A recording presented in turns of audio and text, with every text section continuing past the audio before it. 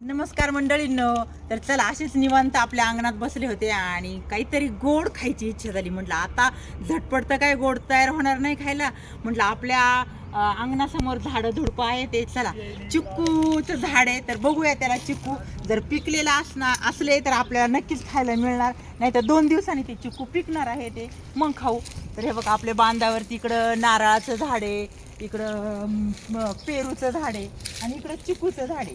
आता पेरू वगैरे तर काय नाही आहे लगेच लागलेले, पण चिकू आहेत. हे बघा मस्तपैकी छान छान चिकू आले ते.